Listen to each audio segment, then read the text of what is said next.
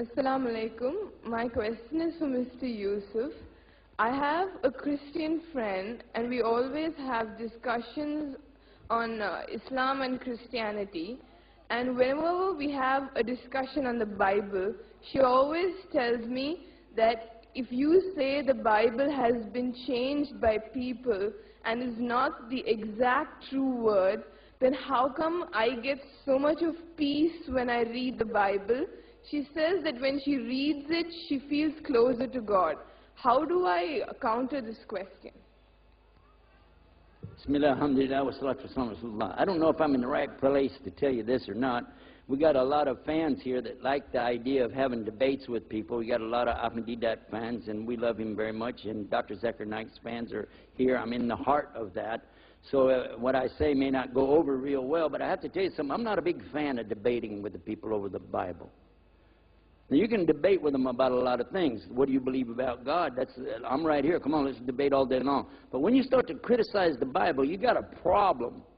You got a real big problem, because the very beginning of this book right here, when it tells you, ذَلِكَ الْكِتَابُ لَا رَيْبَ فِيهِ, there's no doubt in this book. It's a source of hidayah for those that have taqwa for Allah. And then it continues to tell you, but it's only going to be for those that have the taqwa for Allah. Then they have to believe in the ghaib, the unseen. They have to establish regular worship. They have to pay their zakah. Then they have to believe that this is coming down to Muhammad and Sallallahu, and they have to believe in the book that came before. Then at the end of the same surah, it's telling you that these people, they say, those that are on the right belief, we believe in Allah, وَمَلَائِكَتِهِ وَكُتُبِهِ وَرُسُلِهِ. And that kutubihi means his books, or book. And you have to understand that the Bible really was from Allah. So if I criticize even maybe one or two words are still there from Allah, I would be criticizing Allah's word. It's not a good idea. I don't see that as being a good challenge to attack it, because a lot of what I understand today, I got from the Bible. And I found clarification and confirmation in the Quran. In fact, I continued my studies of the Bible in the Greek and in the Hebrew for 2.5 more years after I was a Muslim. I didn't stop until I completed my degree in it, because I just had something inside of me knowing that there's something here. And it finally came to me, and then I was able to put the Bible down and relax. I found out there really is no contradiction in the Bible, except where it contradicts itself. Duh. And when I realized that, I said, then the only way I'm going to understand the Bible is to go to the book without the contradiction. And it says in here about the unbelievers, haven't they considered if it was from other than Allah, they'll find within it many contradictions. Go ahead, find one. Go ahead. There's a clear contradiction here. I want you to listen real close to this contradiction. God is not a man. God is not the son of man. You hear that?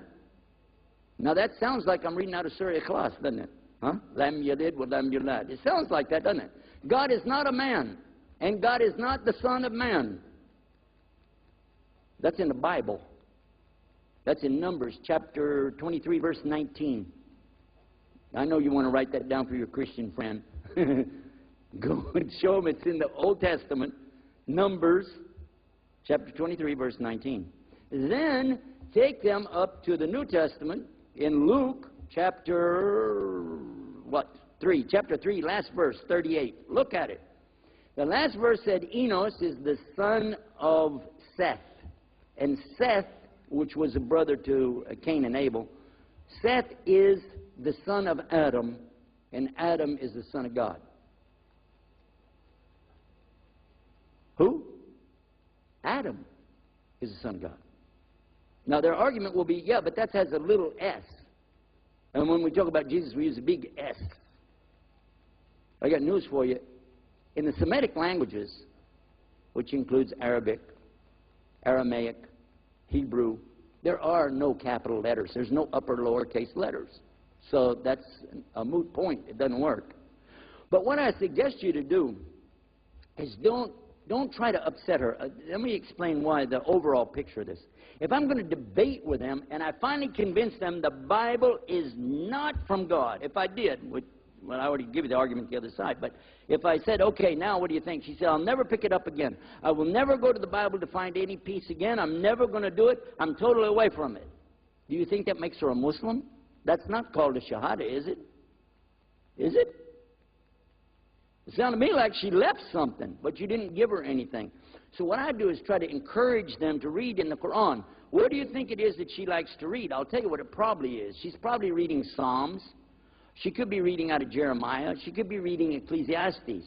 All of these have very good parables and teachings in there. Some are so much like the Sunnah of Muhammad sallallahu alaihi wasallam, you'd be surprised. The one in there about how do you worry about the speck in somebody else's eye when you have a log in your own eye is from the Sunnah as well as from the Bible. The one about the camel going through the door thing, again, the same thing. So a lot of the things, if you're going to criticize the Bible, you're criticizing the Quran and the Sunnah both. So I really encourage you to find what's good about what she says and encourage her to consider what Islam says the same thing. The Bible says God is one. It says it real clear. So why do I want to argue with her about that? That wouldn't make sense. The example, chapter 12, verse 29 in Mark, they asked Jesus about, oh, good master, what's the greatest commandment? And he said, according to what survives of the Bible today, he tells them, know, O Israel. Because remember, according to him, he only came to the lost sheep of the tribe of Israel. Know, O Israel, the Lord thy God is one Lord. And you have to worship him with all your heart and all your love and all your might. So if this is a teaching that they have, what do I have that's different than that? Do I want to attack them on exactly... I convince them, put all that out of your mind, and then come over to me, and I'm going to reteach you the same thing again. That doesn't make any sense. And you're like cutting somebody off and sinking their ship and not giving them anywhere to go. As Sheikh Jafar was telling us before when we talked about building bridges, he said you don't have to build any bridges. The bridges are there. You just have to help the people clear the way to see that get on the bridge and come on over to Islam. Because you got to remember that the best of the Christians are coming into Islam because they're doing what their book told them to do, which we mentioned earlier, and that is to submit to God on his terms and ask, oh God, your will be done on earth as it is in heaven. If they're sincere about that, what's the logical conclusion? The Bible tells them, I didn't mean to turn this into a speech. You want me to stop here? Yeah, I'll wrap that up there. Then another time we'll go on and I'll tell you the rest of that one. The idea is, though, don't make a big deal out of it. Don't attack their book and attack them. They're the closest to us, really, and I'd like to see them know more about us. Take it easy. It might take them a long time. My dad was a hard sell. He was not easy. He was a hard sell case, but he made his shahada. So just be patient with her. Pray for her, and it's Allah that's going to guide her, not you anyway. Okay, Jazakumullah khair. I would just add one point, just a point of reason, that she is judging the Bible as being guidance or source of guidance or true based on the fact that she gets peace from it. You see, so I would only try to explain to her that when we're going to try to determine the rightness or wrongness of a thing, we don't do it according to how we feel about it emotionally. Because if a Hindu reads the Bhagavad Gita and he gets peace and serenity from it, or somebody else reads Mein Kampf and gets peace and serenity out of it, you know, we don't equate these. You know, we have to look objectively, is this the truth or is it not the truth? So we need to look at things not from an emotional perspective and how I feel, but what is the objective reality here? What is the book which really hasn't been changed? It claims it's not been changed, and we have proof for that. Whereas the other book, it is not Muslims who are saying the book has been changed, it is Christian scholars who have said the book has been changed. You know? So we use some practical criterion for determining as opposed to getting caught up in the emotions. So we try to get them to a logical perspective, then we can also help them along. And as our brother pointed out, that the fact that we don't, or we believe that the Quran, the Bible has been changed because the Quran tells us that changes have taken place. But it doesn't mean that everything in it is not correct. That's the point. We respect it. Respect what is in it of the truth that has come, and that's why Allah declared them to be closest to us, why we're able to marry their women, why we're able to eat their slaughter, etc., because of what they still carry in their scriptures of truth.